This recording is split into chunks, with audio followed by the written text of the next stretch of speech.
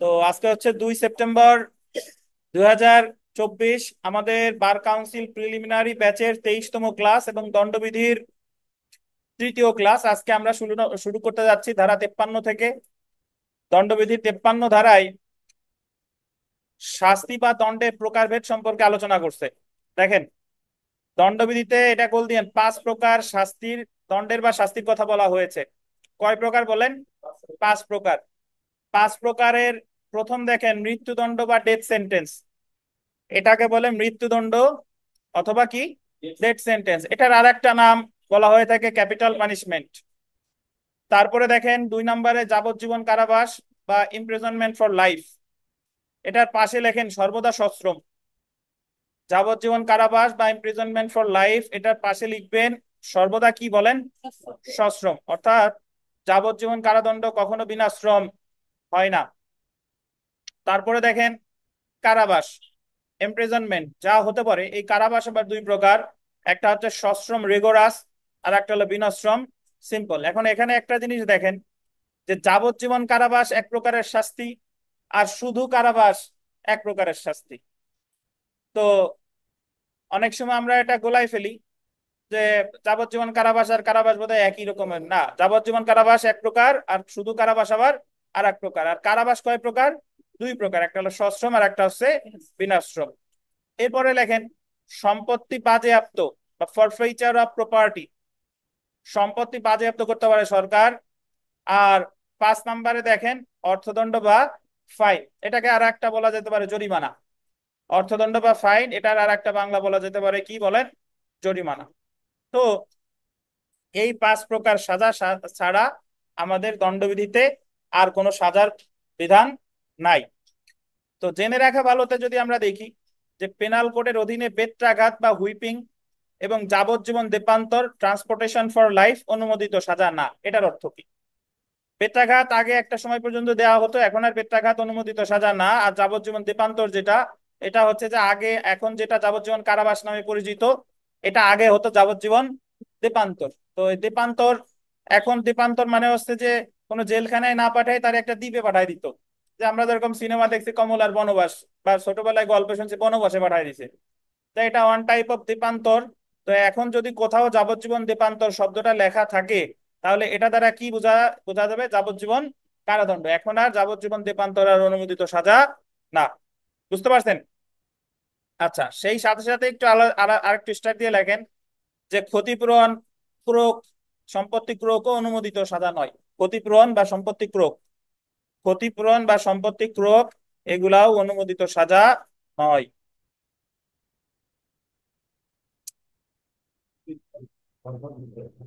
ক্ষতিপূরণ, সম্পত্তি ক্রোক এগুলাও অনুমোদিত সাজা নয়।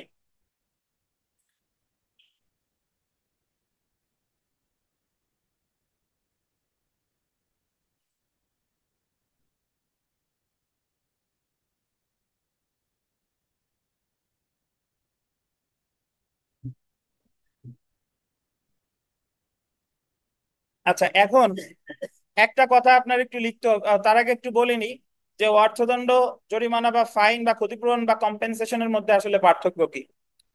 ক্ষতিপূরণ সর্বদা পায় আর একটা পক্ষ। ধরেন যদি আসামি দেয়, ক্ষতিপূরণ পাবে বাদী বা অভিযোগকারী বা রাষ্ট্র, মানে রাষ্ট্রপক্ষ আর কি। রাষ্ট্রপক্ষ মানে হচ্ছে ইনফরমেন্ট। আর অর্থদণ্ড সর্বদা পায় হলো রাষ্ট্র, রাষ্ট্র পায়। এটা কখনো মামলার কোনো পক্ষ কখনো পায় না। এটা হলো সাফ কথা। এখন আপনি এখানে একটা ধারা, ধারা 53 কটা একটু লেখেন। ধারা 53 ক, ধারা 53 ক।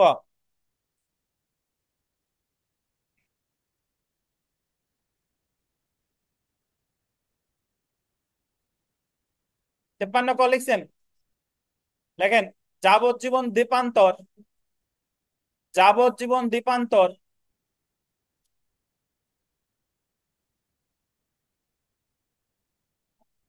যাবজ্জীবন দ্বীপান্তর সমান সমান যাবজ্জীবন কারাদণ্ড।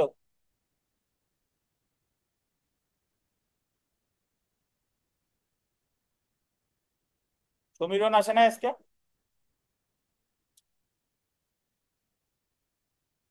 যাবজ্জীবন দেপান্তর সমান সমান কি? যাবজ্জীবন কারাদণ্ড। নিচে লেখেন বা সেমিকোলন দিয়ে লেখেন বা পাশে লেখেন স্বল্প মেয়াদী দ্বীপান্তর, স্বল্প মেয়াদী দ্বীপান্তর, স্বল্প মেয়াদী দ্বীপান্তর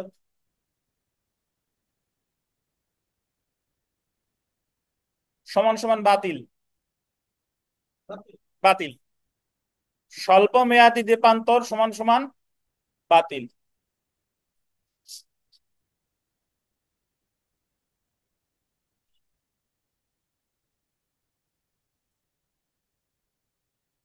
আচ্ছা, এটা একটু ব্যাখ্যা দিই। আমাদের 53 ক ধারায় বলা হয়েছে যদি কোথাও উল্লেখ থাকে যে যাবজ্জীবন যাবজ্জীবন দ্বীপান্তর, সেটা দ্বারা কি বোঝাবে? যাবজ্জীবন কারাদণ্ড। কিন্তু যদি কোথাও বলা থাকে ধরেন 1 বছর দ্বীপান্তর, 2 বছর দ্বীপান্তর, 5 বছর দ্বীপান্তর, তাহলে সেই সাজাটা কি? বাতিল। সাফ কথা। তাহলে আমরা যারা 53 ক জানি না, অধিকাংশ যেটা জানি সেটা হলো যাবজ্জীবন দ্বীপান্তর সমান সমান যাবজ্জীবন কারাবাস। তাহলে স্বল্প মেয়াদী দ্বীপান্তর মানে স্বল্প মেয়াদী কারাবাস। কিন্তু বিষয়টা কিন্তু তা না। স্বল্প মেয়াদী দ্বীপান্তর সমান সমান কি? বাতিল। ধন্যবাদ।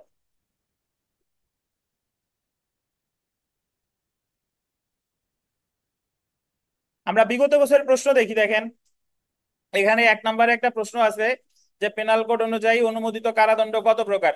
কত প্রকার? 5 প্রকার। দণ্ডবিধিতে কত ধরনের শাস্তির বিধান আছে? 5 প্রকার। পেনাল কোডে কত প্রকার শাস্তি বিধান আছে? 5 প্রকার। একই ধরনের প্রশ্ন বারবার এসেছে। রুবেল বলেন তো যে দণ্ডবিধি অনুসারে কারাদণ্ড কয় প্রকার? কারাদণ্ড কয় প্রকার?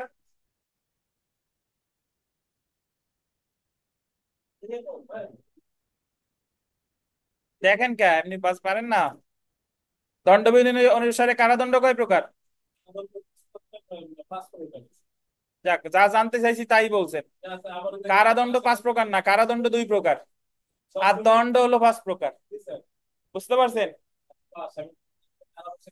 আচ্ছা দেখ, কারাবাস হোক, কারাকুনসি হোক, কারাকাট হোক, সব একই। ঠিক আছে। দেখেন। হ্যাঁ। দেখেন, তা আমরা 4 নাম্বার প্রশ্নটা দেখেন যে দণ্ডবিধিতে নিম্নের কোন শাস্তির উল্লেখ নেই? দণ্ডবিধিতে বেত্রাঘাতের উল্লেখ নেই। আর পেনাল কোডের অধীন অনুমোদিত সাজা নয়, কারাদণ্ড অনুমোদিত, সম্পত্তি বাজেয়াপ্তকরণ অনুমোদিত, বেত্রাঘাত জরিমানা। এখন একটা ব্যাখ্যা এখানে দেওয়া দরকার, শুনেন। আমরা যখন ফৌজদারি কার্যবিধি পড়েছিলাম, ফৌজদারি কার্যবিধি 32-এর 1-এ বলা আছে যে প্রথম শ্রেণী ম্যাজিস্ট্রেট বা মেট্রোপলিটন ম্যাজিস্ট্রেট 5 বছর পর্যন্ত কারাদণ্ড, 10,000 টাকা পর্যন্ত জরিমানা, নির্জন কারাবাস এবং বেত্রাঘাত দিতে পারে। এখন ওই জায়গা বেত্রাঘাত যে দিতে পারে, ওনার ওই ক্ষমতাটা কিন্তু বাতিল করে নাই। যদিও বেত্রাঘাত দেওয়ার এখন আর বিধান নাই, কিন্তু যেহেতু আমাদের ফৌজদারি কার্যবিধির 32 ধারায় আছে, ওইটা আমাদের কি করতে হবে। প্রশ্ন এইভাবে আসতে পারে যে ফৌজদারি কার্যবিধি অনুসারে কোন শ্রেণী ম্যাজিস্ট্রেট বেত্রাঘাত প্রদান করতে পারেন, বা কোন শ্রেণী ম্যাজিস্ট্রেট বেত্রাঘাত প্রদান করতে পারতেন। যাই বলুক না কেন, কোন শ্রেণীর? প্রথম শ্রেণী। ধন্যবাদ। তারপরে আমরা দেখি, দেখেন আহ দণ্ডবিধিতে উল্লেখিত সর্বোচ্চ এবং সর্বনিম্ন সাজা। এখানে সর্বোচ্চ কারাবাস বলছে 30 বছর। অ্যাকচুয়ালি এটা 30 বছরের চেয়ে বেশি, যৌক্তিক হলো 20 বছর। কেন এ জায়গায় অবলিক দিয়ে 20 বছর লেখেন? আহ সেটা হচ্ছে যে 30 বছর কিন্তু কখনো আমাদের দণ্ডবিধি অনুসারে খাটে না। 30 বছর হচ্ছে শুধু ওই যে ভগ্নাংশ নিরূপণের ক্ষেত্রে ওই জিনিসটারে ধরা হয় 30। যেরকম আমরা মামলা অঙ্ক করার সময় ধরি, মনে করি অমুক এক্স টি আম ক্রয় করেছে, এক্স। আসলে কি সে কোনোদিন এক্স টি আম ক্রয় করে? করে না। এটা উত্তর বের করার জন্য ওইটাই আমরা এটা ধরি। তো এই জায়গায় অ্যাকচুয়ালি সর্বোচ্চ কারাবাস 20 বছর হবে কেন?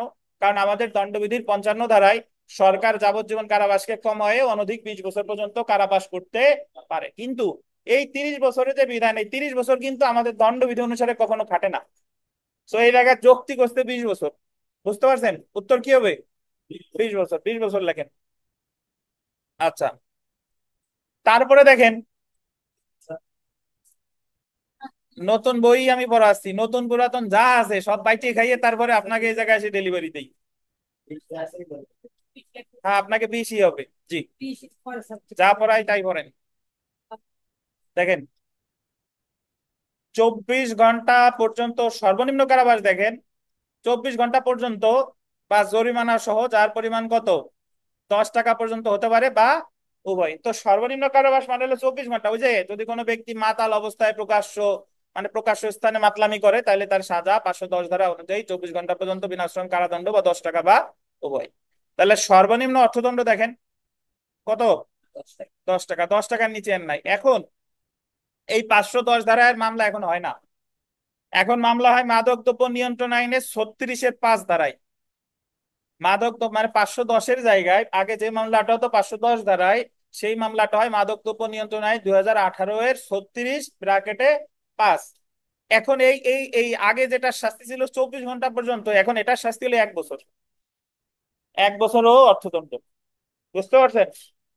তাহলে এখন প্রকাশ্য স্থানে মাতলামি হইলে এখন আর দণ্ডবিধি অনুসারে হবে না মামলা। মামলা হয় কিসের, মাদক দ্রব্য নিয়ন্ত্রণ আইনের এত। এখন কথা আছে যে হবে না কখনো কিনা, সেটা হলো পরের কথা। যদি ধরেন মোবাইল কোর্ট গেছে, কেউ মাতলামি করছে, তাহলে ইনস্ট্যান্টলি সে যদি সাজা দেয়, তাহলে সাজা দিবে আবার এই 510 টাকাই। বলেন বলেন।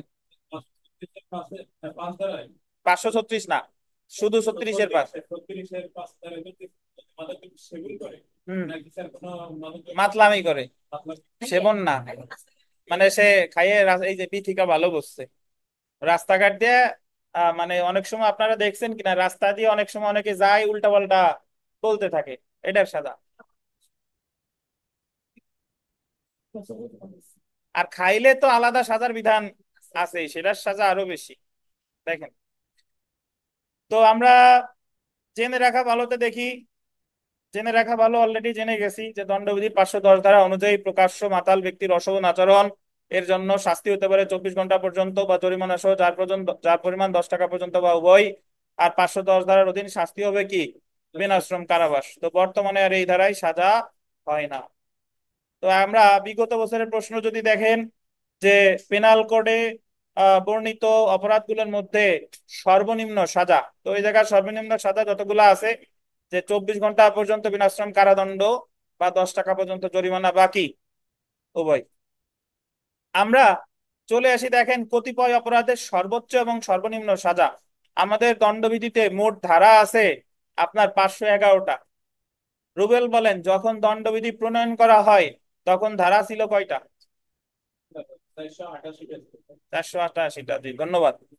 তাহলে দেখেন, আমরা এই দণ্ডবিধিতে সকল এই যে 511টা ধারার মধ্যে সকল ধারাই যে আপনার সর্বোচ্চ সাজা সর্বনিম্ন সাজা বলছে বিষয়টা তা না। নির্দিষ্ট কিছু ধারা আছে যে ধারায় বলে দিছে যে এই অপরাধের সর্বোচ্চ সাজা এই, সর্বনিম্ন সাজা এই। আর কিছু কিছু ধারা আছে শুধু সর্বোচ্চ সাজাই বলছে, সর্বনিম্ন সাজা বলে নাই। তাহলে এই ধারাগুলো আমাদের সবগুলো এখন আমরা মুখস্থ করার দরকার নাই, আমরা একটু এমনি পড়ে যাই রিডিং। এগুলা আমরা আস্তে আস্তে যখন সামনের দিকে আগাবো তখন এগুলা হয়ে যাবে আর কি। দেখেন, ধারা 121, বাংলাদেশের বিরুদ্ধে যুদ্ধ ঘোষণার উদ্যোগ বা গ্রহণ করা বা যুদ্ধ ঘোষণায় সহায়তা করা। বাংলাদেশের বিরুদ্ধে যদি কেউ যুদ্ধ ঘোষণা করে বা যুদ্ধ ঘোষণার উদ্যোগ নেয় বা যুদ্ধ ঘোষণায় সহায়তা করে, তাহলে সর্বোচ্চ সাজা দেখেন কি, মৃত্যুদণ্ড। আর সর্বনিম্ন কি, যাবজ্জীবন কারাবাস। যদি 1971 সালে আমাদের দেশ স্বাধীন না হতো, তাহলে এই যে যে যারা যারা মুক্তিযোদ্ধা, বীর শ্রেষ্ঠ, বীর উত্তম, বীর বিক্রম বা অন্যান্য সাধারণ মানুষ যত মুক্তিযোদ্ধা, তাদের বিরুদ্ধে মামলা হতো কত ধারায়, এই 121 ধারায়। জি। তারপরে 303 ধারাটা দেখেন, 303 ধারায় বলছে যাবজ্জীবন কারাদণ্ডে দণ্ডিত ব্যক্তি কর্তৃক খুন। সামনে এগুলা বিস্তারিত পড়বো। যারা যাবজ্জীবন কারাদণ্ড দেওয়া হয়েছে সেই ব্যক্তি যদি কাউকে খুন করে, তাহলে সর্বোচ্চ সাজাও মৃত্যুদণ্ড, সর্বনিম্ন সাজাও কি, মৃত্যুদণ্ড। দণ্ডবিধিতে এই একটা ধারা যে অপরাধের সর্বোচ্চ এবং সর্বনিম্ন সাজা মৃত্যুদণ্ড, সেটা হলো 303 ধারা। কত ধারা বলেন? 303 ধারা। 302 ধারায় দেখেন, খুনের শাস্তি সর্বোচ্চ মৃত্যুদণ্ড, সর্বনিম্ন যাবজ্জীবন কারাবাস। তো এগুলা আসলে এখন এই মুখস্থ করার কোনো দরকার নাই, আমরা ওই যখন ওই সামনে যাব তখন এমনিতেই এগুলা আমাদের পড়া হয়ে যাবে আর কি। তো বিগত বছর প্রশ্ন চলে আসে না, বাকিগুলা এখন আর পড়তেছি না। বিগত বছরের প্রশ্ন দেখেন, যে যাবজ্জীবন কারাদণ্ডে দণ্ডিত ব্যক্তি কর্তৃক সংগঠিত খুনের সর্বনিম্ন সাজা কি? যাবজ্জীবন কারাদণ্ডে দণ্ডিত ব্যক্তি কর্তৃক খুনের সর্বনিম্ন শাস্তি কি? এটা হচ্ছে কি বলেন? মৃত্যুদণ্ড। এখন অনেকে আবার প্রশ্ন করেন যে তার কি যাবজ্জীবন কারাদণ্ড কি খাটা হয়ে গেছে, নাকি বাইরে আছে, না কোন জায়গায় আছে। যে কোনো অবস্থায় তারা যদি যাবজ্জীবন কারাদণ্ড দেয়, এমন হইতে পারে না যে জেলের ভিতর মারামারি লাগাই আর একজন রে খুন করছে, তাহলেও কি সর্বোচ্চ সর্বনিম্ন এবং সর্বোচ্চ সাজা মৃত্যুদণ্ড। তাহলে আমরা সেলফ প্র্যাকটিসে দেখেন যে পেনাল কোডে বর্ণিত আহ অপরাধগুলোর মধ্যে সর্বোচ্চ সাজা, সর্বোচ্চ কারাবাস বলছে, কারাবাস, কারাবাস 20 বছর হবে। কত বলেন? 20 বছর। আর সর্বনিম্ন বললে 24 ঘন্টা, আর অর্থদণ্ড কত? 10 টাকা। আর এই জায়গায় যে প্রশ্নগুলো আছে এগুলো আমি পড়তেছি না। হ্যাঁ, এখন কি বলেন?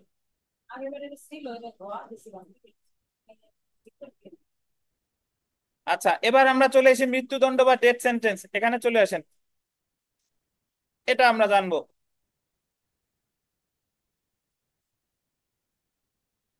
দণ্ডবিধির অধীন আদালত নিম্নলিখিত গোল দেন 10টি ক্ষেত্রে মৃত্যুদণ্ড দিতে পারে। আমাদের দণ্ডবিধিতে যে 511টা ধারা আছে, এই 511টা ধারার মধ্যে আদালত মৃত্যুদণ্ড দিতে পারে কয়টা ধারায়? 10টা ধারায়। এই 10টা ধারা আপনার মনে রাখতে হবে। দেখেন, 1 নাম্বার, বাংলাদেশের বিরুদ্ধে যুদ্ধে লিপ্ত হওয়া বা লিপ্ত হওয়ার উদ্যোগ করা বা সহায়তা করা, ধারা কত? 121। যদি কোনো ব্যক্তি বাংলাদেশের বিরুদ্ধে যুদ্ধে লিপ্ত হয় বা যুদ্ধে লিপ্ত হওয়ার উদ্যোগ গ্রহণ করে, তাহলে সাজা হবে সর্বোচ্চ মৃত্যুদণ্ড, 121। 2 নাম্বার দেখেন, বিদ্রোহ, সৈনিক বা নাবিক সম্পর্কিত বিদ্রোহ, সহায়তা এবং সেটার ফলে বিদ্রোহ সংগঠিত হলে 132। কোন বিদ্রোহ বলেন তো? বিডিআর বিদ্রোহ। তাহলে ওই যে বিডিআর বিদ্রোহ, যে সৈনিক বা নাবিক সম্পর্কিত যে বিদ্রোহ, এটা সর্বোচ্চ অবশ্যই বিদ্রোহটা সহায়তা এবং সেটার ফলে বিদ্রোহটা দেখেন সংগঠিত হলে অবশ্যই কি হতে হবে? সংগঠিত হলে সর্বোচ্চ সাজা কি বলেন? মৃত্যুদণ্ড। তাহলে 121 বাংলাদেশের বিরুদ্ধে যুদ্ধ ঘোষণা, 132 বিদ্রোহ। 3 নাম্বার দেখেন, মিথ্যা সাক্ষ্য দেওয়া বা উদ্ভাবন করা যার উপর ভিত্তি করে নির্দোষ ব্যক্তি, আন্ডারলাইন করবেন, মৃত্যুদণ্ডে দণ্ডিত হলে এবং মৃত্যুদণ্ডে কার্যকর, এটা বলতেন, মৃত্যুদণ্ড দণ্ডিত হলে এবং কি হলে? কার্যকর হলে। যে ব্যক্তি মিথ্যা সাক্ষ্য দিয়েছে তাকে মৃত্যুদণ্ডের আদেশ দেওয়া যাবে। এখন যদি কেউ মিথ্যা সাক্ষ্য দেয়, ধরেন যারা এতদিন পরে, ধরেন যারা যুদ্ধ অপরাধী ছিল, তো তাদের তো অনেকের মৃত্যুদণ্ড হয়ে গেছে না, কার্যকর হয়ে গেছে। এখন যদি জানা যায় যে অমুক অমুক মামলায় মিথ্যা সাক্ষ্য দিছে, আসলে সে রাজাকার ছিল না, এখন তার তো কি হয়ে গেছে? মৃত্যুদণ্ড কার্যকর হয়ে গেছে। তাহলে যে মিথ্যা সাক্ষ্য দিছে তার বিরুদ্ধে মামলা হবে কত ধারায়? 194 ধারায়, এবং তার সর্বোচ্চ শাস্তি কি হতে পারে? মৃত্যুদণ্ড। তারপরটা দেখেন, খুন, 302 ধারায়। আরিফ সাহেব বলেন তো এই খুন কিভাবে করবে? বিষ খাওয়াইয়া, গুলি করে, না ছুরি দিয়া?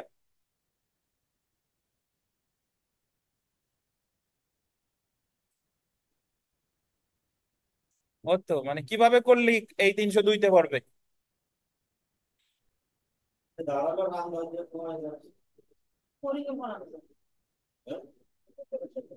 যেভাবেই করুক না কেন, একজন ব্যক্তি আর একজন ব্যক্তিকে খুন করলে সাজা পাবে কত ধারায়? 302 ধারায়। 5 নাম্বার দেখেন, যাবজ্জীবন কারাদণ্ডে দণ্ডিত ব্যক্তি খুন করলে কত ধারা? 303 ধারা। তাহলে আমরা 5টা পেয়ে গেছি। দেখেন, বাংলাদেশের বিরুদ্ধে যুদ্ধ ঘোষণা 121, বিদ্রোহ 132, মিথ্যা সাক্ষ্য দান এবং কার্যকর হয়েছে 194, খুন 302, যাবজ্জীবন কারাদণ্ড ব্যক্তি কর্তৃক খুন কত? 303। পরেরটা দেখেন, নাবালক, উন্মাদ বা মদ্যপ ব্যক্তিকে আত্মহত্যায় প্ররোচিত করলে এবং তার ফলে আত্মহত্যা করলে কত ধারা? 305। আপনি যদি নাবালক কোনো ব্যক্তিকে, আপনি যদি মদ্যপ কোনো ব্যক্তিকে, উন্মাদ কোনো ব্যক্তিকে আত্মহত্যায় প্ররোচিত করেন এবং সে যদি আপনার প্ররোচনায় আত্মহত্যা করে ফেলে, তাহলে আপনার সাজা কত দাঁড়ায়? 305। সর্বোচ্চ সাজা কত? মৃত্যুদণ্ড। তারপরে দেখেন, যাবজ্জীবন কারাদণ্ডে দণ্ডিত ব্যক্তি কর্তৃক জখম করে, এটা বলতেন, জখম করে খুনের চেষ্টা করলে 307 ধারা। মানে যারে, যে হচ্ছে যাবজ্জীবন কারাদণ্ডপ্রাপ্ত ব্যক্তি, সে আর একজনকে হত্যার চেষ্টা করছে জখম কইরা, তাহলে সেক্ষেত্রেও, হ্যাঁ জখম করতেই হবে, জখম করতে হবে। না, অ্যাটেম্প দিলে হবে না, জখম করে খুনের চেষ্টা করলে সর্বোচ্চ সাজা মৃত্যুদণ্ড। এখানে সর্বোচ্চ সাজা তার তার মানে এই না যে একমাত্র সাজা, মৃত্যুদণ্ড বা যাবজ্জীবন কারাদণ্ড বা 10 বছর পর্যন্ত কারাদণ্ড। হুম। তারপরে 8 নাম্বার দেখেন, অ্যাসিড জাতীয় পদার্থ দ্বারা মুখ, মাথা বা উভয় চোখে, উভয় চোখ বলতেন, অ্যাসিড জাতীয় পদার্থ দ্বারা মুখ, মাথা বা উভয় চোখে স্বেচ্ছাকৃতভাবে গুরুতর জখম করলে ধারা 326 কত? ক। অ্যাসিড জাতীয় পদার্থ দ্বারা যদি আপনি মানুষের মুখের কোনো ক্ষতি করেন, মাথার কোনো ক্ষতি করেন, অথবা দুই চোখে গুরুতর জখম করলে, বা অ্যাসিড ছাড়াও যদি কেউ দুই চোখ উপড়ায় ফেলে, সেই ক্ষেত্রেও 326 ক ধারায় সর্বোচ্চ সাজা মৃত্যুদণ্ড। 100 বলে 326, 326 ক না, সেটা আলাদা। দেখেন আমরা আসতেছি, এক চোখ দুই চোখ কারো তিন চোখও তো থাকতে পারে। দেখেন, 10 বছরের 10 বছরের নিচের কোনো ব্যক্তিকে, আন্ডারলাইন করেন, 10 বছরের নিচের কোনো ব্যক্তিকে খুন, গুরুতর আঘাত ইত্যাদি উদ্দেশ্যে অপহরণ বা বলপূর্বক অপহরণ করলে ধারা 364 ক। মানে 10 বছরের নিচের কাউকে যদি অপহরণ করেন বা অপহরণ করেন, তাহলে সেই ক্ষেত্রে সর্বোচ্চ সাজা মৃত্যুদণ্ড। এবং সব শেষে 10 নাম্বার, গতদিন আমরা বিস্তারিত পড়ছিলাম, দেখেন খুন সহ ডাকাতি করলে ধারা কত? 396। খুন সহ ডাকাতি 396। তাহলে এখানে একটা জিনিস দেখেন, যে আমরা আবার সবাই একটু মনে মনে মিলাই দেখেন, সবাই একটু মিলান। সবার প্রথমে পড়লাম যে 121, বাংলাদেশের বিরুদ্ধে যুদ্ধ ঘোষণা, বিদ্রোহ 132, সৈনিক এবং নাবিক, এবং বিদ্রোহ সংগঠিত হতে হবে, মিথ্যা সাক্ষ্য দিছে এবং মৃত্যুদণ্ড কার্যকর হয়েছে মৃত্যুদণ্ডযোগ্য অপরাধে 194, খুন করলে 302, যাবজ্জীবন কারাদণ্ড ব্যক্তি যদি খুন করে 303, মদ্যপ নাবালককে আত্মহত্যায় প্ররোচনা করলে এবং আত্মহত্যা করলে 305।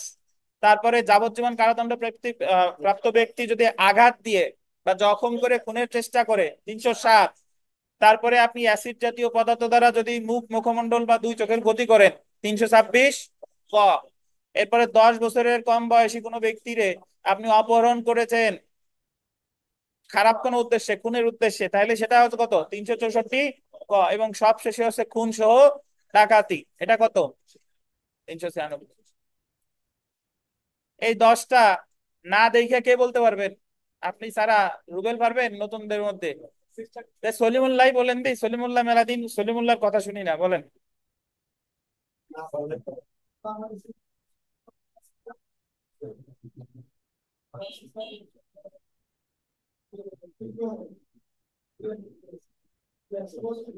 হুম। জি। হ্যাঁ। হুম।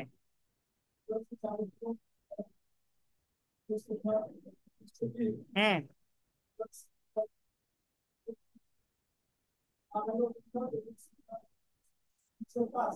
হুম।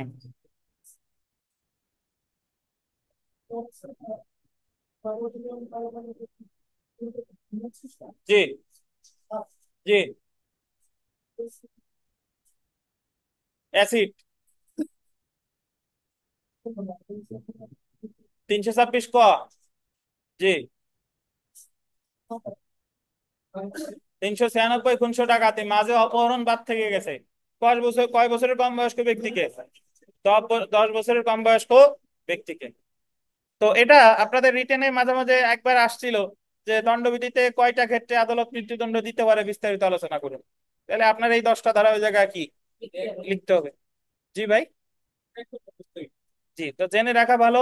দেখেন, আমরা জেনে রাখা ভালোতে চলে আসি, যে এখানে দেখেন যে গোল দিবেন সরকার, মৃত্যুদণ্ড প্রাপ্ত আসামির গোল দিবেন অনুমতি ছাড়া মৃত্যুদণ্ড যে কোনো দণ্ডে গোল দিবেন রূপান্তর করতে পারে, বা যে কোনো দণ্ডে হ্রাস বা কমিউট করতে পারে, ধারা কত? 54। এই 54 ধারা কিন্তু আমরা যখন ফৌজদারি কার্যবিধির 401, 402, 402 ক পড়ছিলাম, ওই সময় কিন্তু দণ্ডবিধির 54, 55, 55 ক ধারা পড়ছি। তাহলে এই জায়গায় থেকে যে প্রশ্ন আসতে পারে, যে মৃত্যুদণ্ড প্রাপ্ত আসামির দণ্ড হ্রাস করতে পারে দণ্ডবিধি অনুযায়ী কে? সরকার। কত ধারায়? আসামির কি অনুমতির দরকার আছে? না, অনুমতির দরকার নাই। একেবারে কি মওকুফ করতে পারে? না, সরকার কিন্তু মওকুফ করতে পারে না। এবং আমরা সামনে পড়বো, উনি মৃত্যুদণ্ড হ্রাস করতে পারতেছে 54-তে, আর যাবজ্জীবন হ্রাস করতে পারতেছে, যাবজ্জীবন কারাদণ্ড 55-তে। ওটা হচ্ছে অনধিক 20 বছর, অনধিক 20 বছর। তারপরে দেখেন, দণ্ডবিধির গোল দেন 55 ক ধারায় রাষ্ট্রপতির ক্ষমা প্রদর্শনের বিশেষ অধিকার বা গোল দিবেন প্রেরোগেটিভ অফ মার্সি সংরক্ষণ করা হয়েছে, মানে রাষ্ট্রপতি যে কোনো অপরাধ ক্ষমা করতে পারে এবং ওনার যে ক্ষমা প্রদর্শনের যে অধিকার এটারে বলে প্রেরোগেটিভ অফ মার্সি। এখন বলেন দেখি, আহ বিথিকা বলেন, বিথিকার তো লেখা আছে মনে হয় নাকি? প্রেরোগেটিভ অফ মার্সি কোথায় কোথায় আছে বলেন, এই 55 ক ছাড়া আর কোথায় আছে? লেখা আছে না? না খুঁজে পাচ্ছেন না? প্রেরোগেটিভ অফ মার্সি এই 55 ক ছাড়া লেখা দেখে দেখে বলতেছেন। আর কোথায় আছে? ফৌজদারির 402 ক আর কোথায় আছে?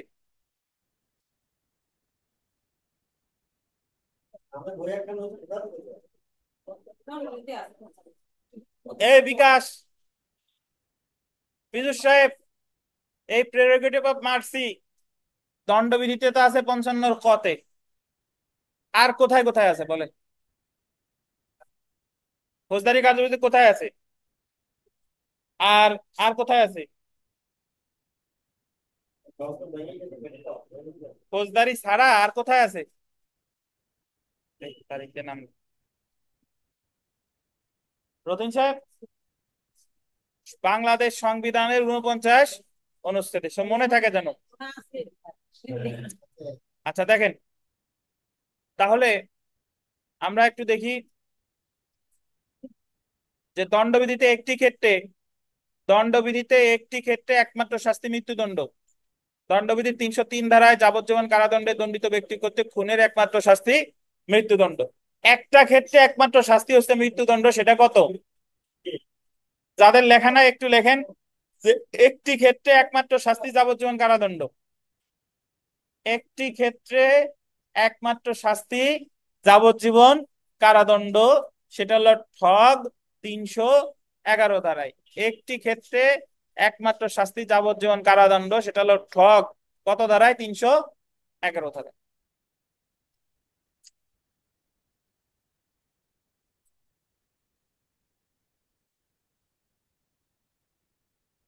লিখেছেন? তো যদি আপনাকে বলে যে কয়টি ক্ষেত্রে একমাত্র শাস্তি যাবজ্জীবন কারাদণ্ড দণ্ডবিধিতে, কয়টা ক্ষেত্রে? একটা ক্ষেত্রে। একটা ক্ষেত্রে যাবজ্জীবন কারাদণ্ড একটা ক্ষেত্রে হলো 311, আর মৃত্যুদণ্ড একটা ক্ষেত্রে একমাত্র শাস্তি মৃত্যুদণ্ড 303। এখন যারা আবার ঠগ বুঝেন না, আমরা সামনে বিস্তারিত বলবো। ঠগ হচ্ছে যে আপনি যদি অভ্যাসগতভাবে দস্যু তা সংগঠন করে, ডাকাতি সংগঠন করে, শিশু অপহরণ করে, এরকম কোন মানুষের সাথে যদি আপনি অভ্যাসগতভাবে মেলামেশা করেন, তাহলে আপনি ঠগ করেছেন বলে গণ্য হবে। ঠগের সংজ্ঞা দেওয়া হয়েছে 310 ধারায়, শাস্তি দেওয়া হয়েছে 311 ধারায়। তো আমরা এখানে বিগত বছর প্রশ্ন যদি দেখি, যে যাবজ্জীবন কারাদণ্ডে দণ্ডিত আসামি কর্তৃক খুনের উদ্যোগে আঘাত করা হলে সর্বোচ্চ সাজা কি বলেন? মৃত্যুদণ্ড। দণ্ডবিধির নিচের কোন ধারার একমাত্র শাস্তি মৃত্যুদণ্ড? 303 ধারা। দণ্ডবিধির কোন ধারার অপরাধের শাস্তি মৃত্যুদণ্ড হবে না? সো আমরা এই জায়গা জানি 302-তে মৃত্যুদণ্ড, 3-এ মৃত্যুদণ্ড, 96-তে মৃত্যুদণ্ড, তাইলে কোনটা হবে না? 304 হবে না।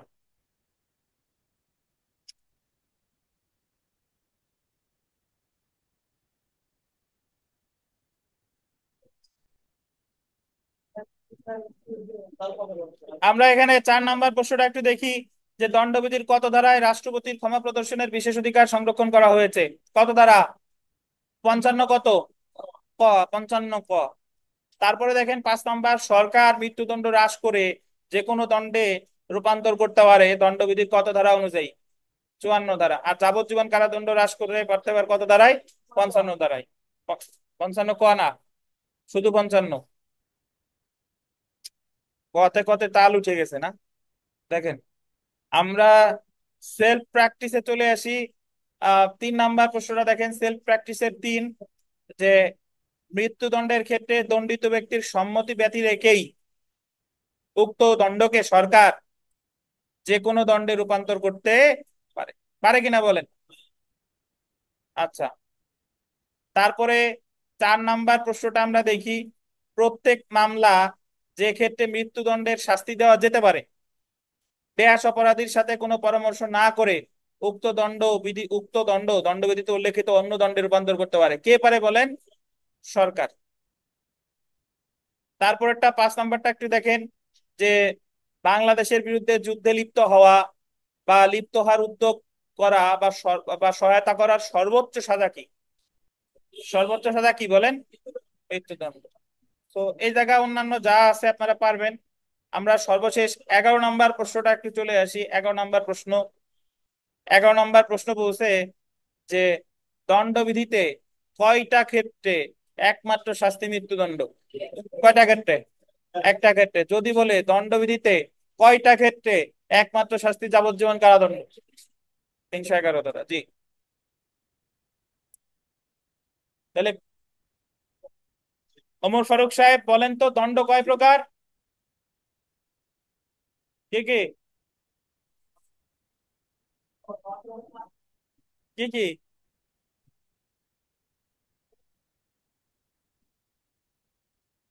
অর্থদণ্ড, কারাদণ্ড, আর সবার প্রথমে কোনটা ছিল সেটা বলেন।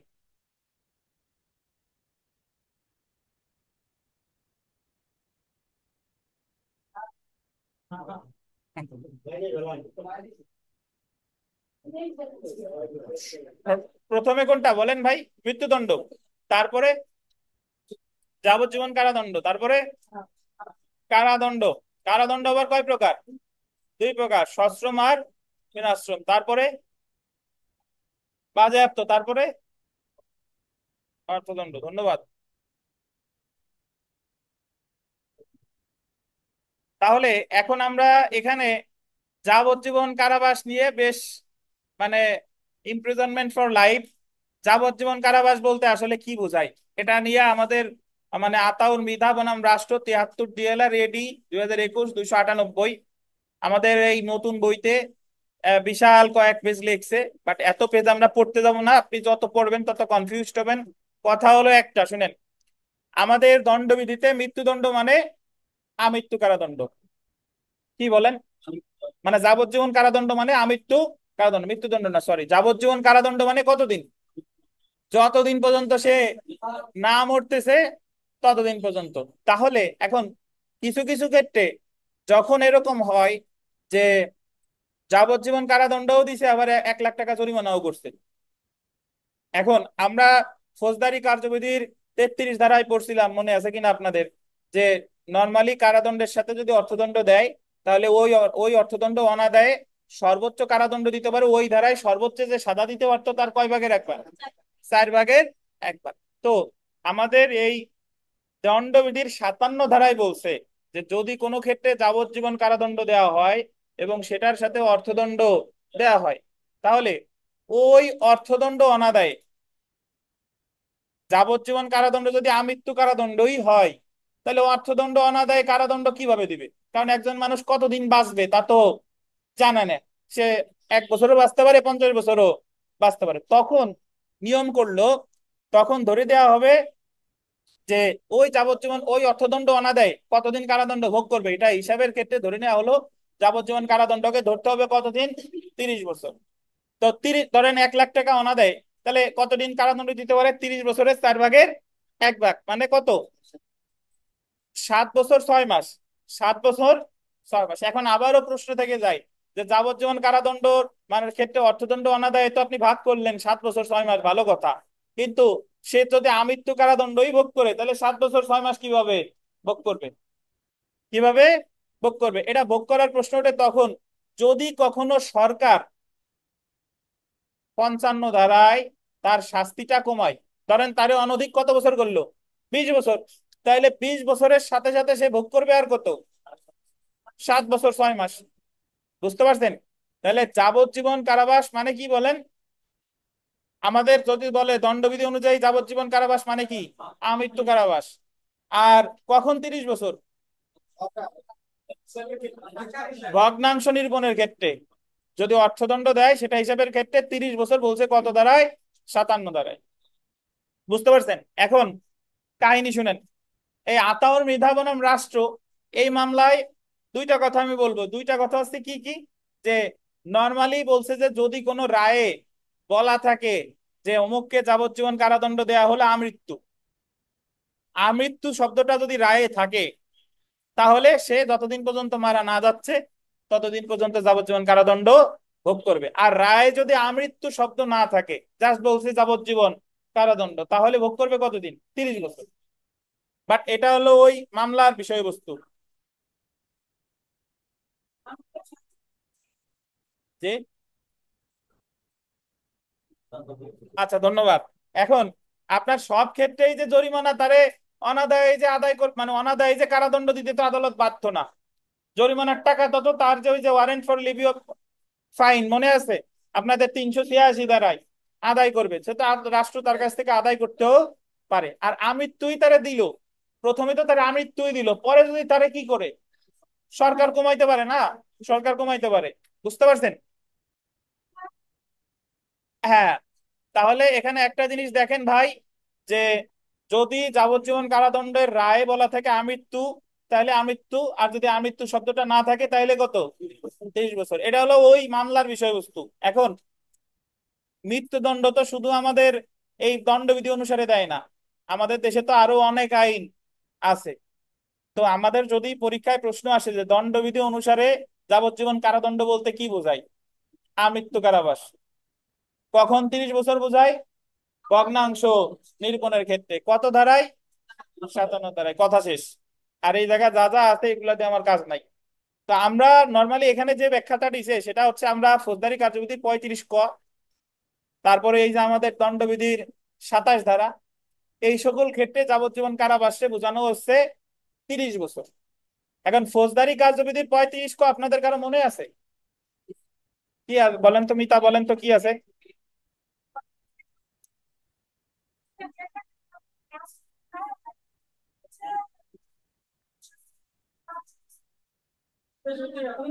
এই উনি মনে হয় সিগনেচার করেন, নতুন একজন আসছে দেখেন, করছে? আপনি করছেন?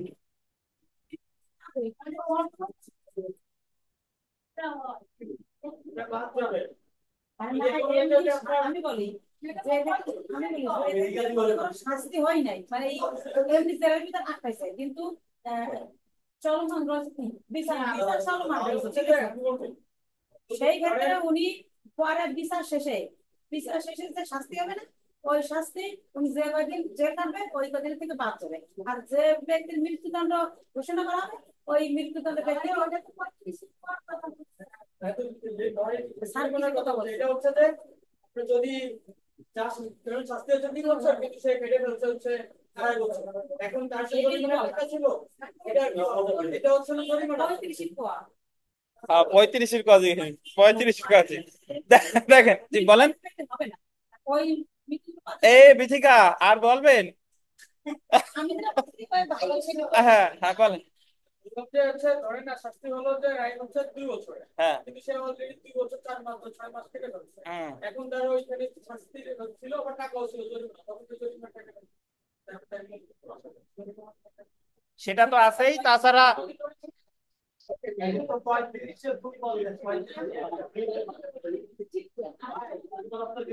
আল্লাহ। আমি বলছি ঠিক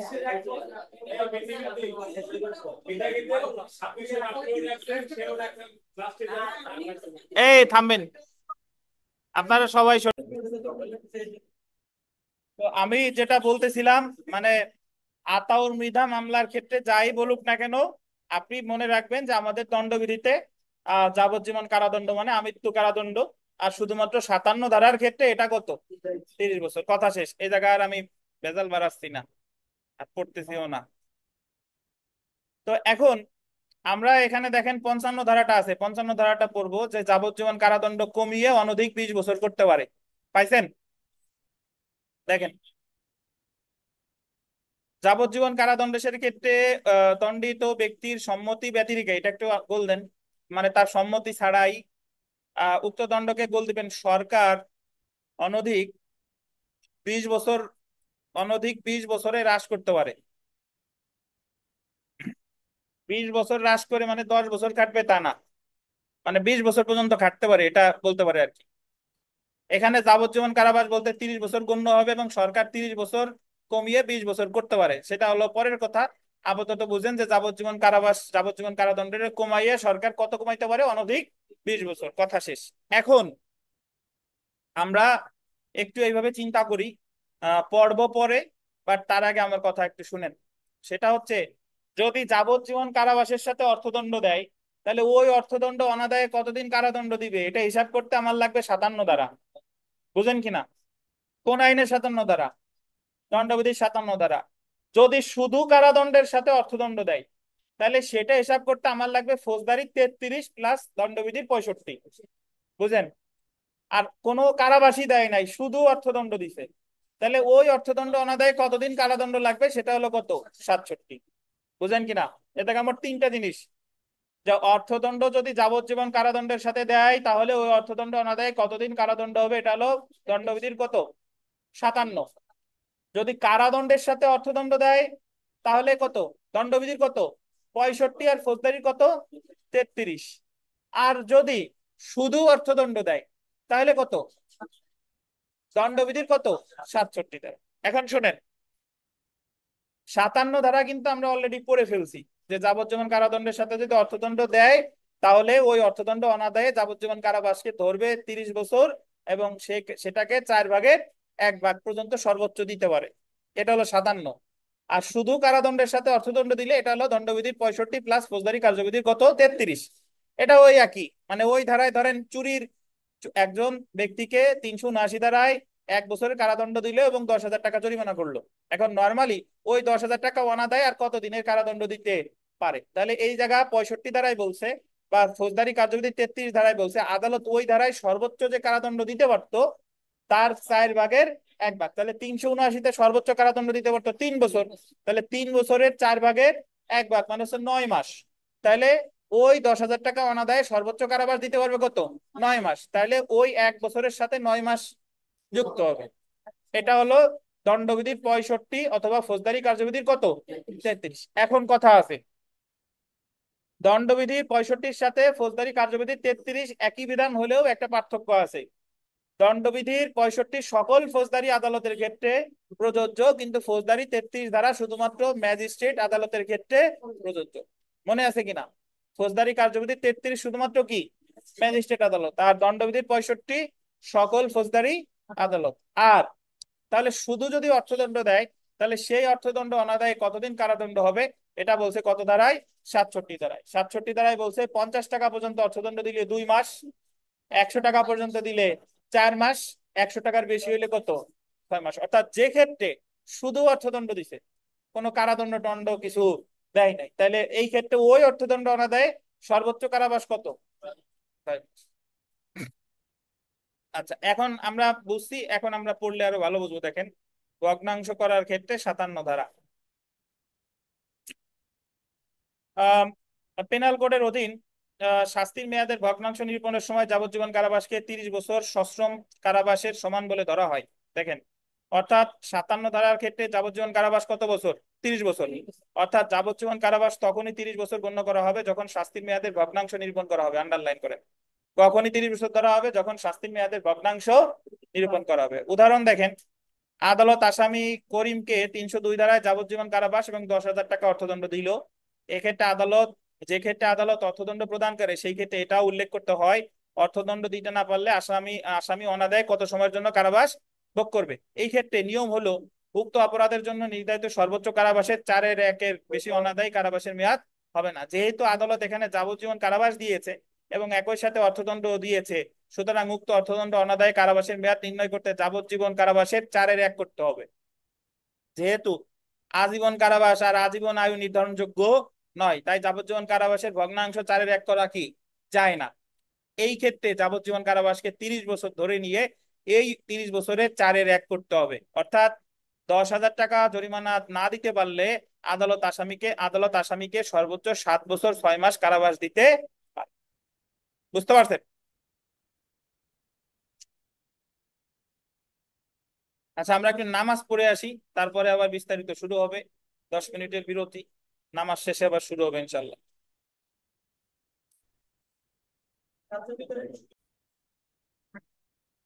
আমরা বিরতির আগে 57 ধারা পড়েছি।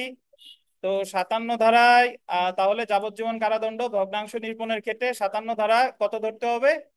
যাবজ্জীবন কারাদণ্ডের মেয়াদ ধরতে হবে 30 বছর। এছাড়া দেখেন আমাদের নতুন বইতে এখানে একটা ব্যাখ্যা দিছে, সেটা হচ্ছে যে আহ দণ্ডপ্রাপ্ত ব্যক্তি জেল হাজতে থাকলে তার সাজার মেয়াদ ধারা 35 ক, দণ্ডিত আসামি দণ্ডিত হওয়ার পূর্বে যে মেয়াদে কারাবাসে ছিল সেই সেই মেয়াদ তাকে যে মেয়াদের কারাবাস দেওয়া হয়েছে সেখান থেকে বাদ দিতে হবে। তবে মৃত্যুদণ্ডের ক্ষেত্রে 35 ক ধারা প্রযোজ্য না, এবং মৃত্যুদণ্ডের ক্ষেত্রে দণ্ডিত হওয়ার পূর্বে আসামি যে মেয়াদের কারাবাস ছিল সে মেয়াদ মৃত্যুদণ্ড হতে বাদ দেওয়া যায় না। মানে ওই যে এটার ব্যাখ্যা সোজা, সেটা হচ্ছে যে যদি কোনো ব্যক্তি আপনার ধরেন মামলা চলাকালীন সময় সে অলরেডি 2 মাস কারাগারে ছিল, মূল মামলায় তাকে 6 মাস সাজা দেওয়া হলো, তাহলে সে সাজা খাটবে আর ওই 2 মাস বাদ দিয়ে তাহলে কতদিন? আর 4 মাস। 4 মাস, এটা হলো 35-এর ক। যদি এরকম হয়ে যায় তার সাজা দিছে 6 মাস কিন্তু অলরেডি সে 7 মাস কেটে ফেলছে, তাহলে তার জরিমানা থাকলে সেটাও মওকুফ করে দেবে। কিন্তু এই বিধানটা মৃত্যুদণ্ডের ক্ষেত্রে প্রযোজ্য না। জি। তো এটা আর পড়লাম না, আমরা সরাসরি সংক্ষেপে মনে রাখুন এই জায়গা চলে আসি। দেখেন যে পেনাল কোডের অধীন শাস্তির মেয়াদের ভগ্নাংশ নিরূপণের সময় যাবজ্জীবন কারাবাসকে 30 বছর সশ্রম মেয়াদী কারাবাস সমান ধরা হয়। আর ভগ্নাংশ নিরূপণের ক্ষেত্রে 57 ধারায় যাবজ্জীবন কারাবাস মানে কত? 30 বছর। তারপরে এটা দেখেন যাবজ্জীবনের কারাবাসের ক্ষেত্রে সর্বদা কি হবে? সশ্রম। এটা আগেই বলছি, যাবজ্জীবন কারাবাস যে অলওয়েজ রিগোরাস হবে এটা বলা আছে 53 ধারায়। কত ধারায়? 53 ধারায়। তারপরে যেটা দেখেন এখানে যেটা বলতেছে, আমরা এর চেয়ে আরো সামনে কোনো এক সংস্করণে দেখবেন আমি যা বলছি সেটা মানে উনি আপডেট করছে। এই জায়গা বলছে যে 53 ক ধারায় যাবজ্জীবন দ্বীপান্তরকে যাবজ্জীবন কারাবাস বলে গণ্য করতে হবে, এটা বলছে। কিন্তু স্বল্প মেয়াদী দ্বীপান্তরকে কি করতে হবে? বাতিল। এটা এখানে নাই, বাট আপনাদের জানতে হবে। সুতরাং যাবজ্জীবন দ্বীপান্তরকে বর্তমানে দণ্ডবিধিতে অনুমোদিত সাজা না। যদি কোথাও স্বল্প মেয়াদী দ্বীপান্তর বলে কি ধরবেন? ওই সাজা বাতিল। তাহলে আমরা 1 নাম্বার প্রশ্নটা দেখি যে দণ্ডবিধি অনুসারে নিচের কোন শাস্তিটি বৈধ নয়? নির্জন কারাবাস, মৃত্যুদণ্ড, যাবজ্জীবন কারাদণ্ড, বিনাশ্রম, সম্পত্তি বাজেয়াপ্তকরণ। কোনটা বলেন? যাবজ্জীবন কারাদণ্ড সর্বদা কি হয়? সশ্রম। তারপর দেখেন 2 নাম্বার, যাবজ্জীবন কারাদণ্ড বলতে নিম্নের কোনটিকে নির্দেশ করে? দণ্ডিত ব্যক্তির অবশিষ্ট জীবনব্যাপী কারাদণ্ড। যদি বলতো যে 57 ধারা অনুসারে কি হবে তাহলে কি হতো বলেন? 30 বছর। এই যে 3 নাম্বার প্রশ্নতে পড়লে বুঝবেন আপনি যে শাস্তির মেয়াদের ভগ্নাংশ নিরূপণের ক্ষেত্রে যাবজ্জীবন কারাদণ্ডকে যে মেয়াদের সশ্রম কারাদণ্ড হিসেবে গণনা করতে হয় তা হলো কত? 30 বছর। তারপরে আমরা একটু চলে এসে মৃত্যুদণ্ড বা যাবজ্জীবন কারাবাস হ্রাস বা রূপান্তর।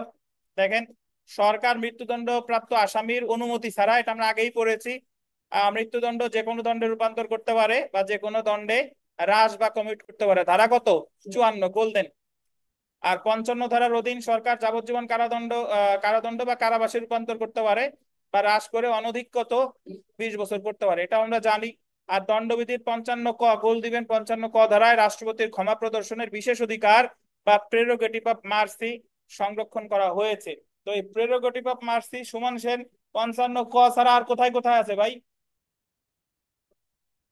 402 ক, সংবিধানের 49 অনুচ্ছেদ।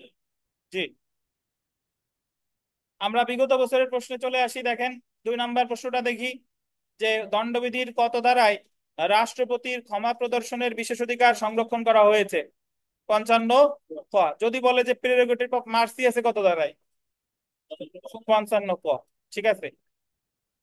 সেলফ প্র্যাকটিসের 1 নাম্বার প্রশ্নটা আসতে পারে, একটু মনে রাখেন যে নিম্নলিখিত কোন মামলায় সুপ্রিম কোর্ট যাবজ্জীবন কারাবাস বলতে দণ্ডিত ব্যক্তির স্বাভাবিক জীবনের অবশিষ্ট জীবনব্যাপী সশ্রম কারাবাসকে বোঝানো হয়েছে? Ataur Mridha and MD Anwar Hossain versus K estate. এই বিথিকা বলেন এটা কি জিয়ার মামলা না সিয়ার মামলা? বিথিকা, এই আতাউর মৃধার যে মামলাটা, কেউ বললেন না, ওনারা বলতে দেন এটা কি জিয়ার মামলা না সিয়ার মামলা? আন্দাজে বললেন কিন্তু বুঝাই বলেন। ওনারে আবার বুঝাইতে হবে। আরিফ সাহেব বলেন। অ্যামিকাস কিউরি দুইজনকে নিয়ে বসে আছি আমি। আরিফ সাহেব বলেন আপনার কি মতামত?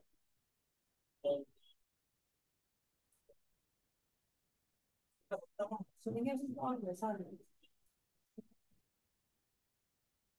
জিয়ার মামলা না সিয়ার মামলা?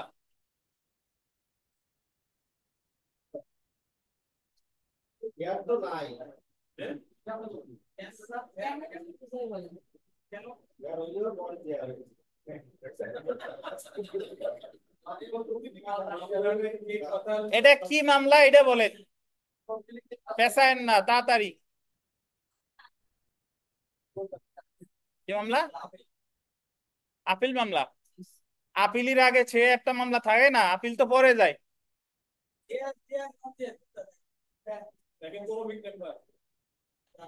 এই দড়ি কিনে আনবেন, এক পিঙ্ক কালারের দড়ি আনবেন, ফ্যানেরটা খুলবো। হ্যাঁ। এই বলেন রুবেল, বলেন কি মামলা, কেমনে বুঝলেন বলেন? এস্টেট আছে তাই। আর যদি শেয়ার মামলা হতো তাহলে দুইজনের কি নাম থাকতো? দুইজনের নাম থাকতো, সেটাকে এস্টেট থাকতো না।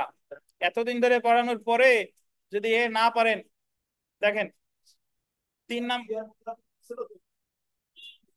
ওই জন্যই পারে না। তো এই জায়গা মোটামুটি প্রশ্ন যা আছে পারবেন। আমরা কারাদণ্ড বা কারাবাস এখানে চলে এসি, দেখেন কারাবাসের প্রকারভেদ দেখেন। কারাবাসও যা, কারাদণ্ডও যা তাই। আপনাদের যাদের মনে কনফিউশন আছে যে কারাবাস এক জিনিস, কারাদণ্ড মনে আর এক জিনিস, না।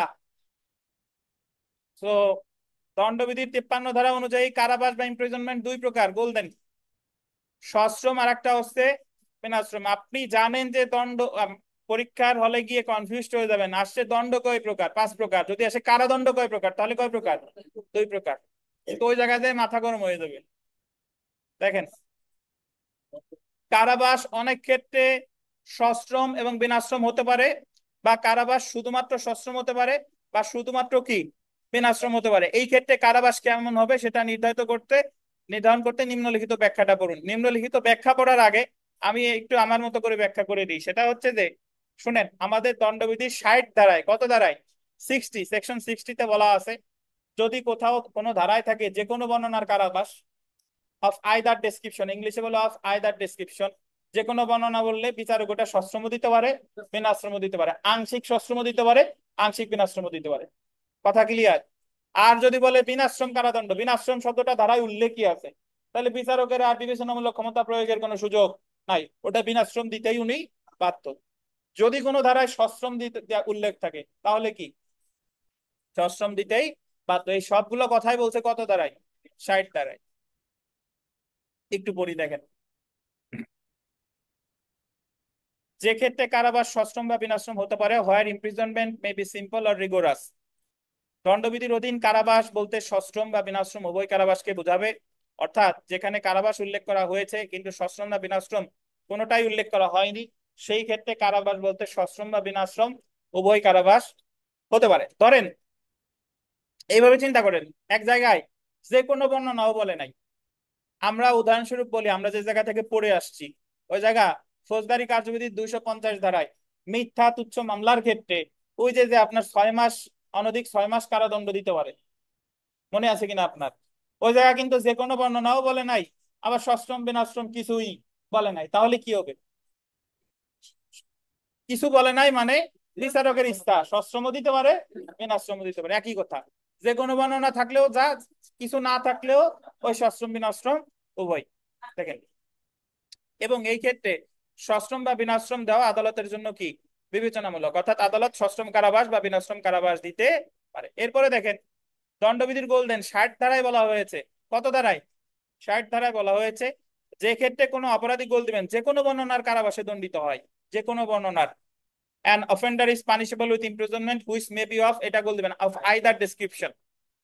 সেই ক্ষেত্রে আদালত সম্পূর্ণ বিনাশ্রম কারাবাস বা সম্পূর্ণ সশ্রম কারাবাস দিতে পারে, বা আংশিক বিনাশ্রম বা আংশিক সশ্রম কারাবাসের আদেশ দিতে পারে। বুঝতে পারছেন?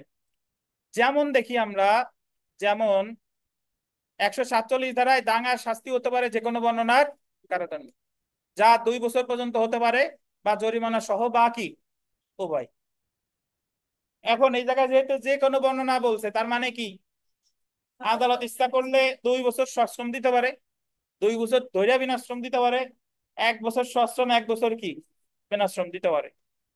এখানে ইমপ্রিজনমেন্ট অফ ফার্দার ডেসক্রিপশন থাকার কারণে আদালত সশ্রম বা বিনাশ্রম কারাবাস দিতে পারে এবং আংশিক বিনাশ্রম বা আংশিক সশ্রম কারাবাস দিতে পারে। অর্থাৎ যখন কোনো আইনে লেখা দেখবেন যে কোনো বর্ণনার কারাবাস ইমপ্রিজনমেন্ট অফ আইদার ডেসক্রিপশন, তখন ধরে নিতে পারেন কারাবাসটি সশ্রম, বিনাশ্রম বা আংশিক সশ্রম, আংশিক বিনাশ্রম, আংশিক বিনাশ্রম হতে পারে। এটা কত ধারায় বলছে? 60 ধারায়।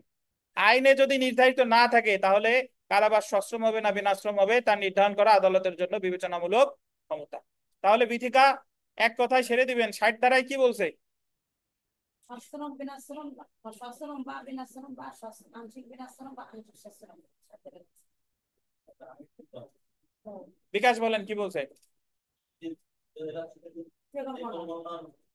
ধারায় বলা আছে যে কোনো বর্ণনার কারাবাস, তার মানে সেটা সশ্রম হইতে পারে, বিনাশ্রম হইতে পারে, আংশিক সশ্রম হইতে পারে, আংশিক বিনাশ্রম হইতে পারে। এই কথাটা কত ধারায় বলছে? ধন্যবাদ।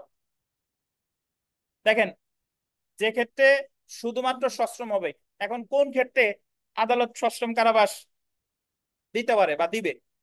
যাবজ্জীবন কারাবাসের ক্ষেত্রে কারাবাস সর্বদা কি হবে? সশ্রম। কত ধারায় বলছে? 53 ধারায়। যে ক্ষেত্রে আইনে উল্লেখ করা থাকে যে কারাবাসটি সশ্রম হবে, সেই ক্ষেত্রে আদালত সশ্রম কারাবাস দিতে কি বলেন? বাধ্য। যেরকম এখানে বলছে 395 ধারায় বলা হয়েছে যে ব্যক্তি ডাকাতি করে সেই ব্যক্তি যাবজ্জীবন কারাদণ্ডে বা সশ্রম কারাদণ্ডে যার মেয়াদ 10 বছর পর্যন্ত হতে পারে এবং অর্থদণ্ডে দণ্ডিত হবে। আপনাদের বইতে নাই।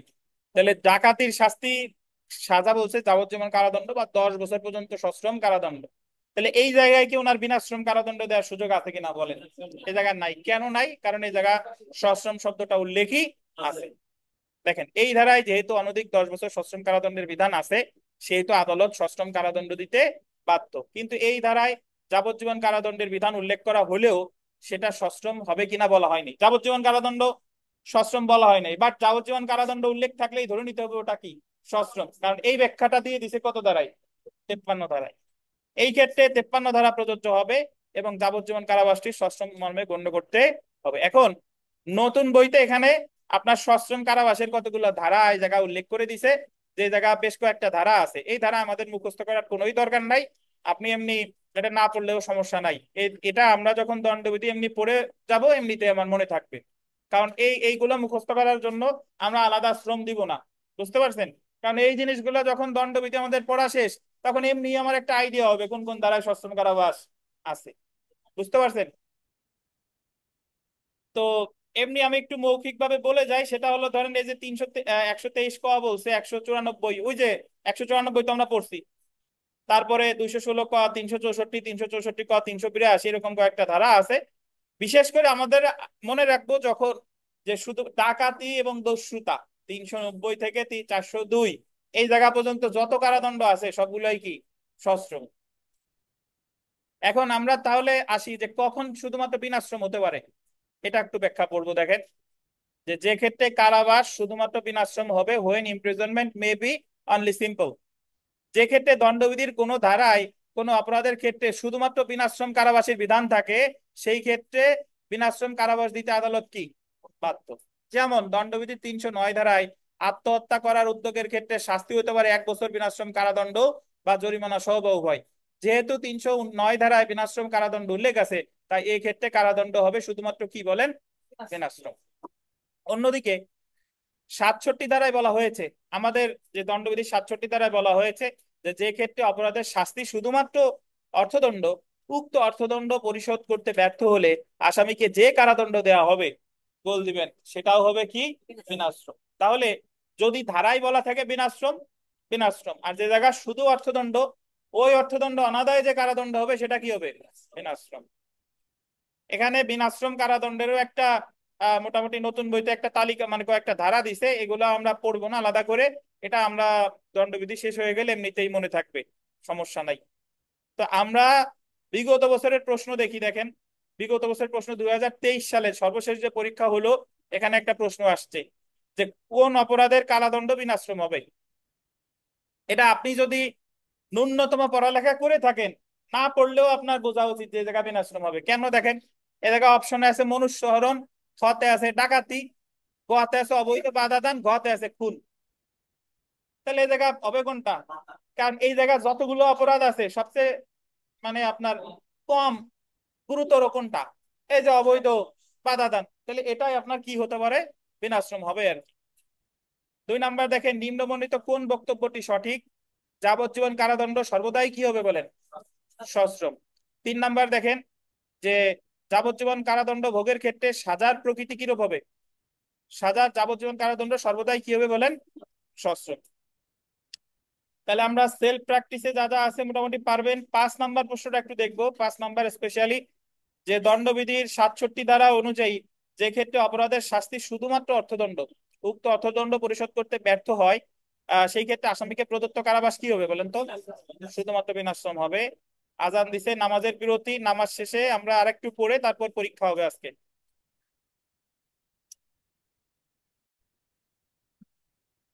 দেখেন আমরা অর্থদণ্ডটা দেখবো, অর্থদণ্ড বা ফাইন।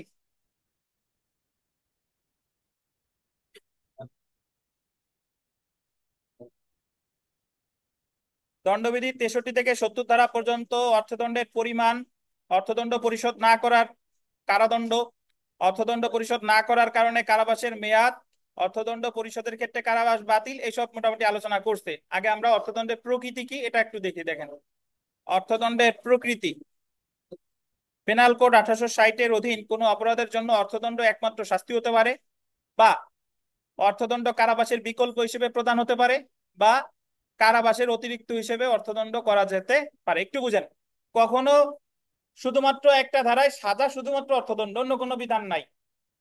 কখনো কারাবাসের সাথে অর্থদণ্ড হতে পারে, মানে কারাবাসও আছে, মানে কারাবাসও আছে অর্থদণ্ড আছে, বাট আদালত কারাবাস না দিয়ে অর্থদণ্ড দিতে পারে এটা। অথবা কখনো কারাবাসও দিছে আবার সাথে অর্থদণ্ড দিছে, মানে 3 ভাবে অর্থদণ্ড হতে পারে। শুধু অর্থদণ্ড একটা সাজা এক, মানে ওই ধারায় আলাদা কারাবাসের কোনো বিধানই ছিল না, এটা একটা। আর একটা হলো ওই ধারায় কারাবাসের বিধানও আছে, অর্থদণ্ডের বিধানও আছে, আদালত কারাবাস না দিয়ে শুধু অর্থদণ্ড দিছে। আবার আদালত কারাবাসও দিছে, আবার কি অর্থদণ্ড দিছে। দেখেন যেমন নির্বাচন সম্পর্কে মিথ্যা বিবৃতি দানের ক্ষেত্রে বিবৃতি দাতা শুধুমাত্র অর্থদণ্ডে দণ্ডিত হবে। 171-এর পুরাতন বইতে নাই, না জানলে সমস্যা নাই, জাস্ট শুনেন। যদি কোনো ব্যক্তি নির্বাচন সম্পর্কে মিথ্যা বিবৃতি দান দেয় তাহলে তার সাজা হবে শুধুমাত্র অর্থদণ্ড, এটা আছে 171-এর দ্বারায় অন্যদিকে 379 দ্বারায় চুরির অপরাধের জন্য কোনো ব্যক্তিকে অনধিক 3 বছর কারাবাস দিতে পারে, বা অর্থদণ্ড দিতে পারে, বা উভয় দিতে পারে। মানে চুরির ক্ষেত্রে আদালত ইচ্ছা করে 3 বছর কারাবাস দিতে পারে, বা অর্থদণ্ড দিতে পারে, অথবা কি উভয়। উভয় অর্থাৎ 379 ধারায় আদালত যদি মনে করে কোনো কারাবাস দিবে না, বরং শুধুমাত্র অর্থদণ্ড দিবে, সেটাও সম্ভব। বা আদালত যদি মনে করে কারাবাসের সাথে অর্থদণ্ড দিবে, সেটাও সম্ভব। অন্যদিকে পেনাল কোড 1860-এর অনেক অপরাধের ক্ষেত্রে অন্য কোনো শাস্তি বা কারাবাসের সাথে অর্থদণ্ড প্রদান বাধ্যতামূলক করা হয়েছে। যেমন 302 ধারায় খুনের ক্ষেত্রে মৃত্যুদণ্ড বা যাবজ্জীবন কারাবাসের সাথে অর্থদণ্ড প্রদান বাধ্যতামূলক। অর্থাৎ আদালত 302 ধারায় মৃত্যুদণ্ডের সাথে অর্থদণ্ড দিবে, বা যাবজ্জীবনের সাথে অর্থদণ্ড দিবে, এটাই আদালতের জন্য কি বাধ্যতামূলক। এখন ওই একটু আগে যেরকম আপনাদের কতগুলা যে শুধু সশ্রম কারাবাস কোথায় দিতে পারে একটা তালিকা ছিল, শুধু বিনাশ্রম কারাবাস কত কত ধারায় দিতে পারে তালিকা ছিল, আবার শুধু অর্থদণ্ড কত কত ধারায় দিতে পারে সেরকম একটা তালিকা এখানে আছে। তো এটাও আমাদের অতটা মানে দরকার না, স্কিপ করে যাচ্ছি আমরা। 63 ধারায় কি আছে সেটা একটু পড়ি। দেখেন 63 ধারা অ্যামাউন্ট অফ ফাইন, যে ক্ষেত্রে অর্থদণ্ডের বিধান থাকে কিন্তু কত টাকা অর্থদণ্ড দেওয়া হবে সে বিষয়ে কোনো উল্লেখ থাকে না, সেক্ষেত্রে অর্থদণ্ডের নির্দিষ্ট সীমা নেই, তবে অত্যাধিক হবে না। বলা আছে চুরির ক্ষেত্রে 3 বছর কারাদণ্ড বা অর্থদণ্ড বা উভয়। এখন ওই জায়গা তো অর্থদণ্ডের কোনো নির্দিষ্ট মেয়াদ নাই, তাহলে আদালত কত টাকা দিবে অর্থদণ্ড, এটা ওনার বিবেচনার উপর নির্ভরশীল। তবে কি হবে না, অত্যাধিক হবে না। বলেন তো প্রথম শ্রেণী ম্যাজিস্ট্রেট হইলে উনি যতই ইচ্ছা করুক কত বেশি দিতে পারবে না? 10,000। দ্বিতীয় শ্রেণী ম্যাজিস্ট্রেট হলে কত? 5,000। তৃতীয় শ্রেণী ম্যাজিস্ট্রেট হলে কত? 2,000। জি। যেমন দেখেন দণ্ডবিধির 302 ধারায় বলা হয়েছে যে ব্যক্তি খুন করে সেই ব্যক্তি মৃত্যুদণ্ডে বা যাবজ্জীবন কারাদণ্ডে দণ্ডিত হবে, এবং তদুপরি অর্থদণ্ডেও দণ্ডিত হবে। 302 ধারায় অর্থদণ্ডের বিধান আছে, কিন্তু কত টাকা অর্থদণ্ড দেওয়া হবে সেটার পরিমাণ কিন্তু উল্লেখ করা হয়নি। সুতরাং এই ক্ষেত্রে 63 ধারার বিধান কি হবে বলেন, প্রযোজ্য হবে। এবং অর্থদণ্ডের পরিমাণ অত্যাধিক মানে অত্যাধিক মানে পরিমাণ নাই বলে যে আপনি একেবারে 10 লাখ দিয়ে দিবেন অর্থদণ্ড, বিষয়টা কিন্তু তা না। আবার 171 ধারায় নির্বাচন সম্পর্কে মিথ্যা বিবৃতি দান অপরাধের একমাত্র শাস্তি অর্থদণ্ড, কিন্তু উক্ত ধারায় অর্থদণ্ডের পরিমাণ উল্লেখ করা হয় নাই। ওই জায়গায় একমাত্র শাস্তি বলছে অর্থদণ্ড, কিন্তু ওই জায়গায় আবার কোনো পরিমাণ উল্লেখ করে নাই। সেহেতু 171 ধারার ক্ষেত্রে 63 ধারা প্রযোজ্য হবে। অর্থাৎ অর্থদণ্ড আরোপের ক্ষেত্রে আদালত এমন অর্থদণ্ড আরোপ করবে যেটা যেন অত্যাধিক না হয়। তাহলে বিগত বছরের প্রশ্ন যদি আমরা দেখি, দেখেন বিগত বছর 2012 সালে একটা প্রশ্ন এসেছিল যে যে ক্ষেত্রে পেনাল কোড অনুসারে অর্থদণ্ডের বিধান থাকে কিন্তু কত টাকা অর্থদণ্ড দেওয়া হবে দেওয়া যাবে সে বিষয়ে কোনো উল্লেখ থাকে না, সেক্ষেত্রে সর্বোচ্চ অর্থদণ্ডের পরিমাণ কত বলেন? নির্দিষ্ট সীমা নেই, তবে অত্যাধিক হবে না। জি। এবার আমরা চলে আসি যে অনাদায়ী অর্থদণ্ডের ক্ষেত্রে কারাবাস। একটা জিনিস এইভাবে তো দেখছেন যে অনাদায়ী অর্থদণ্ডের ক্ষেত্রে কারাবাস কিন্তু আমরা 57-তে পড়ছি, 65-তে পড়ছি, 65 এ জায়গা মানে আলোচনা করছি, এখানে পড়ি নাই, পড়বো। আর একটা হচ্ছে কত, 67। তাহলে এখানে একটু পড়ি, দেখেন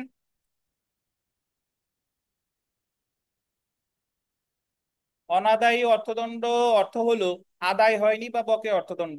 আসামির উপর আরোপিত অর্থদণ্ড আসামি পরিশোধ করতে ব্যর্থ হলে বা অনাদায়ী থাকলে উক্ত অনাদায়ী অর্থদণ্ডের জন্য আসামিকে কারাবাস ভোগ করতে হবে। অর্থদণ্ড প্রধানত দুই ভাবে দেওয়া যায়। শুধুমাত্র অর্থদণ্ড দেওয়া হয়, যেমন কোনো আসামিকে 500 টাকা অর্থদণ্ড দেওয়া হলো। অর্থদণ্ড দেওয়া যেতে পারে অন্য কোনো দণ্ড বা কারাবাসের সাথে, যেমন অর্থদণ্ড সহ কারাবাস বা অর্থদণ্ড সহ মৃত্যুদণ্ড বা অর্থদণ্ড সহ যাবজ্জীবন কারাবাস। শুধুমাত্র অর্থদণ্ড দেওয়া হোক বা অন্য কোনো কারাবাসের সাথে অর্থদণ্ড দেওয়া হোক, সেই ক্ষেত্রে অর্থদণ্ড পরিশোধ করতে না পারলে আসামিকে অর্থদণ্ড অনাদায়ে কারাবাস ভোগ করতে হবে। অর্থদণ্ড অনাদায়ে কারাবাস কত হবে সেটা নির্ধারণ করতে দণ্ডবিধির আন্ডারলাইন করেন 57, 65 এবং 67 ধারা অনুসারে। যাবজ্জীবন কারাবাসের সাথে অর্থদণ্ড অনাদায়ে কারাবাস হিসাব করতে 57 ধারা, মানে যাবজ্জীবন কারাবাসের সাথে যদি অর্থদণ্ড দেয় তাহলে কত ধারা, 57 ধারা। কারাবাস সহ অর্থদণ্ডের ক্ষেত্রে অনাদায়ে কারাবাস হিসাবের ক্ষেত্রে কত ধারা, 65 ধারা। আর শুধুমাত্র অর্থদণ্ডের ক্ষেত্রে অর্থদণ্ড অনাদায় হিসাব করার ক্ষেত্রে কত, 67 ধারা।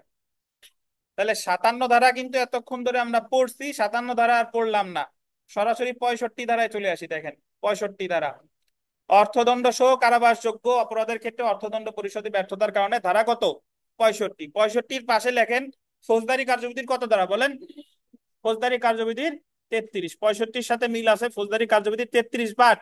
ফৌজদারি 33 শুধুমাত্র কিসের ক্ষেত্রে, ম্যাজিস্ট্রেট আদালত। আর দণ্ডবিধির 65 সকল ফৌজদারি আদালত। দেখেন যে ক্ষেত্রে কোনো অপরাধের শাস্তি কারাবাস অর্থদণ্ডের বিধান থাকে সেক্ষেত্রে আরোপিত অর্থদণ্ড দিতে ব্যর্থ হলে, অর্থাৎ অনাদায়ী অর্থদণ্ডের জন্য কারাবাস হিসাব করার ক্ষেত্রে 65 ধারা প্রযোজ্য হবে। এবং যে ধারার অধীন কারাবাস দেওয়া হয়েছে উক্ত ধারার আন্ডারলাইন করেন সর্বোচ্চ কারাবাসের 4/1 অর্থদণ্ড অনাদায়ে কারাবাস দেওয়া যেতে পারে।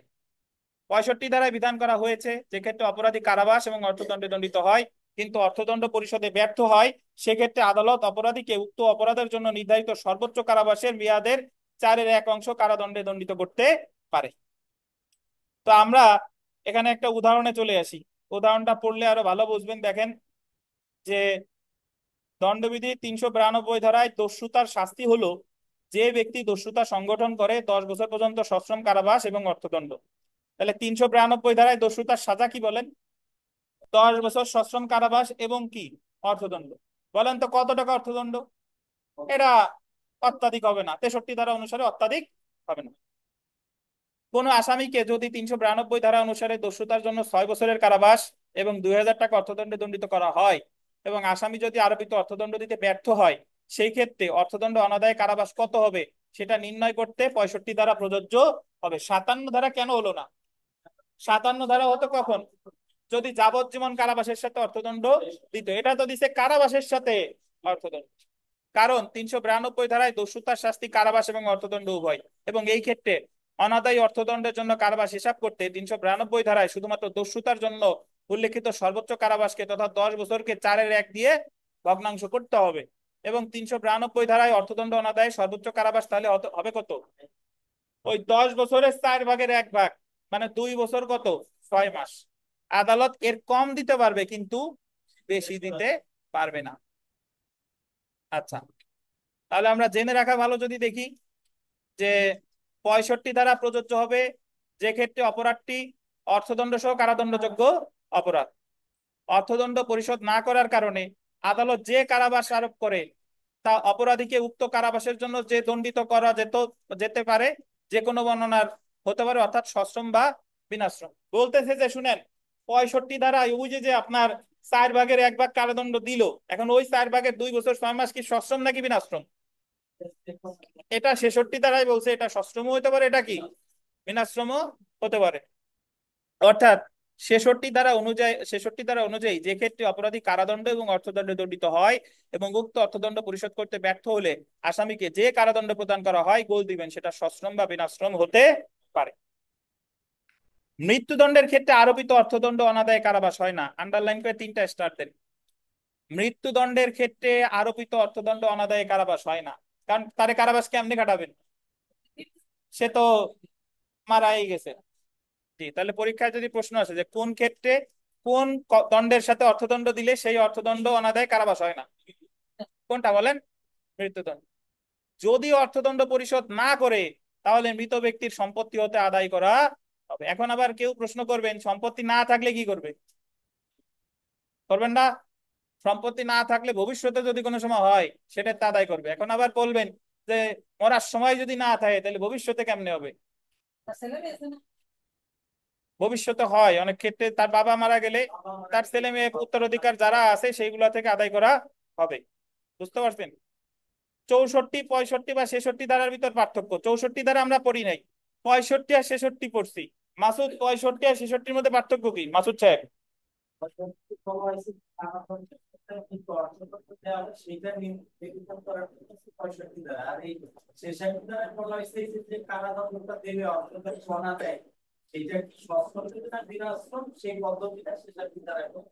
ধন্যবাদ। দেখেন, 64 ধারা অনুসারে অর্থদণ্ড পরিশোধ না করার কারণে আদালত কারাবাস প্রদান করতে পারবে, কিন্তু কারাবাসের মেয়াদের সীমা কত হবে সেটা বলছে 65 ধারায়।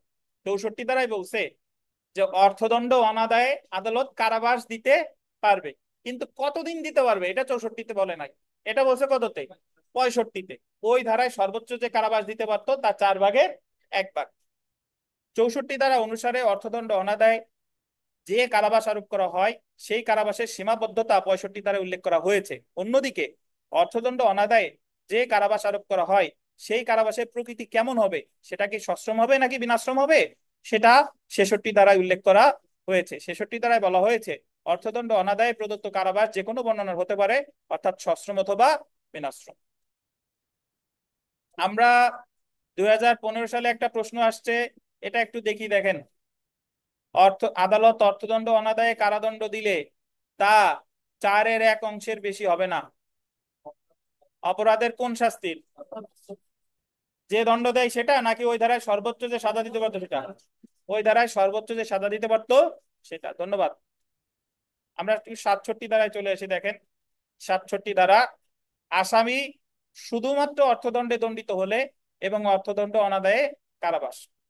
দণ্ডবিধি 67 ধারায় বলা হয়েছে যদি অপরাধটি শুধুমাত্র অর্থদণ্ডে শাস্তিযোগ্য হয়, এমন অর্থদণ্ড পরিশোধ করতে ব্যর্থতার কারণে আদালত যে কারাবাস আরোপ করে সেটা কি হবে, বিনাশ্রম। দেখেন, আসামি, এটা দেখেন, শুধুমাত্র অর্থদণ্ডে দণ্ডিত হলে এবং অর্থদণ্ড অনাদায়ে কারাবাস প্রদত্ত হলে উক্ত কারাবাসের মেয়াদ নিম্নলিখিত হারে নির্ধারিত হবে। আন্ডারলাইন করবেন, এটা গুরুত্বপূর্ণ। 50 টাকার অধিক না হলে 2 মাস, অর্থাৎ 50 টাকা পর্যন্ত অর্থদণ্ড হলে কারাবাস কত, 2 মাস। 100 টাকার অধিক না হলে 4 মাস, মানে 100 টাকা পর্যন্ত কয় মাস, 4 মাস। অন্যান্য ক্ষেত্রে মানে 100 টাকার বেশি হলে সর্বোচ্চ কত, 6 মাস। 6 মাস কারাদণ্ডে দণ্ডিত করা যাবে। আর আমরা যদি দেওয়ানি কার্যবিধির ক্ষেত্রে যাই, দেওয়ানি কার্যবিধির ডিক্রিজারিতে বা রায়ের পূর্বে আটকের ক্ষেত্রে 50 টাকা পর্যন্ত হলো 6 সপ্তাহ, 50 টাকার বেশি হলে কত, 6 মাস। মনে রাখেন, দেওয়ানি কার্যবিধি হইলে 50 টাকা পর্যন্ত 6 সপ্তাহ, 50 টাকার বেশি হলে কত, 6 মাস। আর এই জায়গা হলো 50 টাকা পর্যন্ত 2 মাস, 100 টাকা পর্যন্ত 4 মাস, 100 টাকার বেশি হলে 6 মাস। জি, সুতরাং যে ক্ষেত্রে অপরাধের শাস্তি শুধুমাত্র অর্থদণ্ড এবং উক্ত অর্থদণ্ড পরিশোধ করতে ব্যর্থ হলে আদালত সর্বোচ্চ 6 মাসের কারাদণ্ড দিতে পারে। দেখেন উদাহরণটা একটু পড়ি। আবহাওয়াকে স্বাস্থ্যের পক্ষে ক্ষতিকর করে তোলা 278 দ্বারা শাস্তিযোগ্য অপরাধ। আপনি যদি আবহাওয়ারে স্বাস্থ্যের পক্ষে ক্ষতিকর করে তোলেন, ধরেন আপনি এটা আমাদের দণ্ডবিধি 278 দ্বারা শাস্তিযোগ্য অপরাধ। আবহাওয়ারে আপনার অস্বাস্থ্যকর তৈরি করে কেমনে? ধরেন আপনি শিল্প কারখানা চালাচ্ছেন, কেমিক্যাল একেবারে নদীর মধুমতি নদীতে যাচ্ছে, এটার আবহাওয়ারে কি করেন? ক্ষতিকর করে তোলা। তো এই ক্ষেত্রে একমাত্র শাস্তি হলো অর্থদণ্ড, যা 500 টাকা পর্যন্ত হতে পারে। কোনো আসামিকে যদি 278 দ্বারায় শুধুমাত্র 50 টাকা অর্থদণ্ড আরোপ করা হয় এবং সে যদি আরোপিত অর্থদণ্ড দিতে ব্যর্থ হয়, তাহলে অনাদায়ী কারাবাস কত হবে সেটা 67 ধারা অনুসারে নির্ণয় করতে হবে। যেহেতু আরোপিত অর্থদণ্ডের পরিমাণ 50 টাকার বেশি না, সেহেতু কতদিন হবে? 2 মাস। তাহলে 65, 66 আর 67-র ভিতর পার্থক্য কি এটা আমরা জানি, আর পড়লাম না এখানে। 65 হলো কারাবাস প্লাস অর্থদণ্ড দিলে অনাদায়ী কারাদণ্ড কেমনে হবে? 65। 65-র কারাদণ্ডটা সশ্রম নাকি বিনাশ্রম এটা বলছে কত? 66। আর শুধু অর্থদণ্ড দিলে কারাবাস কেমন হবে সেটা বলছে কত? 67। এবং সেটা হবে কি? বিনাশ্রম। তো জেনে রাখা ভালো। তো চলে আসি আমরা একটু, দেখেন জেনে রাখা ভালো যে 67 ধারা অনুযায়ী যখন কোনো অপরাধ শুধুমাত্র অর্থদণ্ডে দণ্ডিত হয়, তখন অর্থদণ্ড পরিশোধ না করার জন্য সর্বোচ্চ শাস্তি হতে পারে কত বলেন? 6 মাস। বিগত বছরের প্রশ্ন দেখেন, 2017 এবং 2015 2 বছরে আসছে। যে অপরাধের একমাত্র শাস্তি জরিমানা, সেক্ষেত্রে জরিমানা অনাদায়, অনাদায় দণ্ড হবে কি বলেন? বিনাশ্রম। 2 নাম্বার দেখেন, যে ক্ষেত্রে অপরাধের শাস্তি শুধুমাত্র অর্থদণ্ড, সেক্ষেত্রে 100 টাকার অধিক অর্থদণ্ড প্রদানে ব্যর্থ হলে, 100 টাকার অধিক, তাহলে কত? 6 মাস। 100 টাকার অধিক হলে কয় মাস? 6 মাস। এখন অর্থদণ্ড পরিশোধের ক্ষেত্রে কারাবাস বাতিল, এটা একটু দেখবো। দেখেন অর্থদণ্ড পরিশোধের ক্ষেত্রে কারাবাস বাতিল, termination of imprisonment on payment of fine.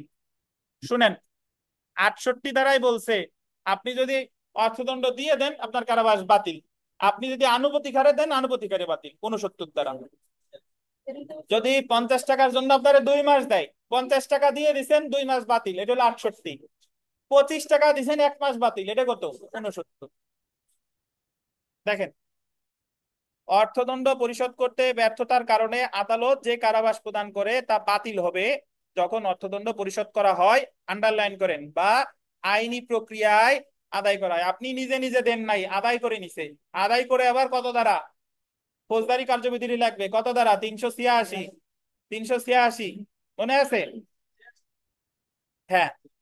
তো আইনি প্রক্রিয়া আদায় করা হয়। আর জরিমানার আংশিক অংশ পরিশোধ করলে, অর্থদণ্ড পরিশোধ করতে ব্যর্থতার কারণে আদালত যে কারাবাস প্রদান করে তা আনুপাতিক হারে আদালত বাতিল করতে পারে। এটা কত? 69। তাহলে রতিন সাহেব না আশরাফুল সাহেব বলেন, 68 আর 69-এর ভিতর পার্থক্য কি? হুম। হ্যাঁ। হুম।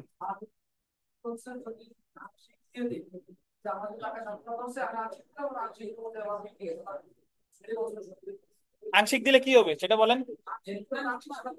ওই টাকা অনুসারে যে কয়দিন বাদ হয় সেই কয়দিন বাতিল হবে। আর পুরো টাকা দিলে পুরোটা বাতিল, এটা হলো 68। আর আংশিক টাকা দিলে আংশিক বাতিল, এটা কত? 69। ধন্যবাদ।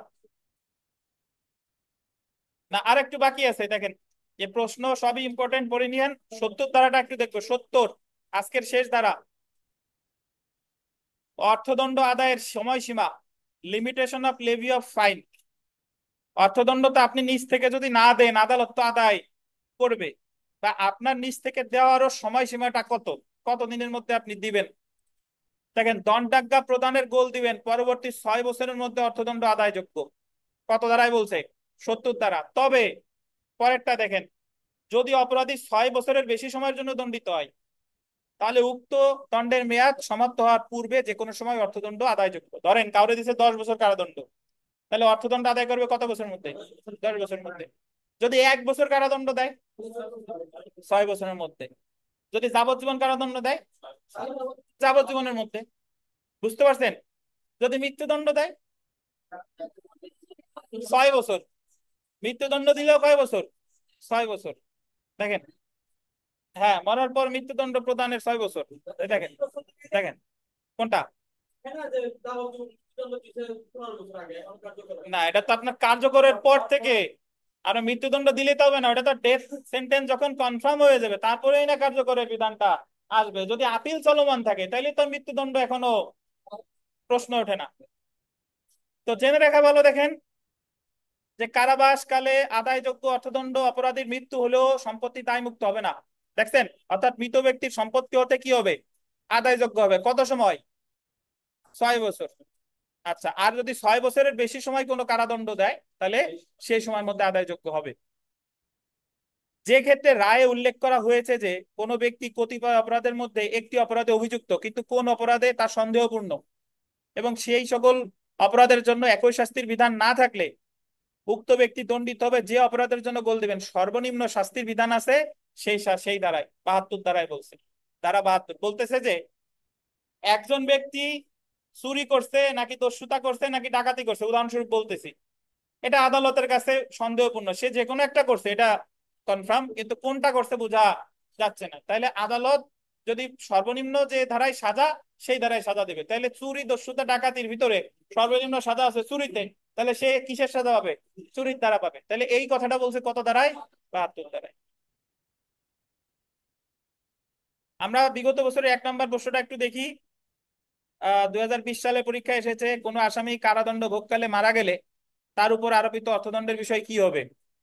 সে তো মারা গেছে, অপরাধীর সম্পত্তি থেকে অর্থদণ্ড আদায় করা হবে। 2 নম্বর প্রশ্নটা দেখেন, দণ্ডাদেশ প্রদানের পরবর্তী কত বছরের মধ্যে আদায়যোগ্য? 6 বছরের মধ্যে। আর 6 বছরের বেশি কখন? যদি 6 বছরের বেশি কারাদণ্ড দেয় সেই সময়। তো আজকে এই পর্যন্তই, ইনশাল্লাহ আগামীকাল আপনাদের 5টায় পরীক্ষা আছে, শুধু পরীক্ষা, আবার বুধবারে তো ক্লাস আছে। আর এখন আপনাদের ক্লাস টেস্ট অনুষ্ঠিত হবে। যারা যারা অনলাইনে আছেন তারা প্রশ্ন পেয়ে যাবেন। কোনো প্রশ্ন আছে কিনা, না হলে আমরা সরাসরি পরীক্ষায় চলে যাব।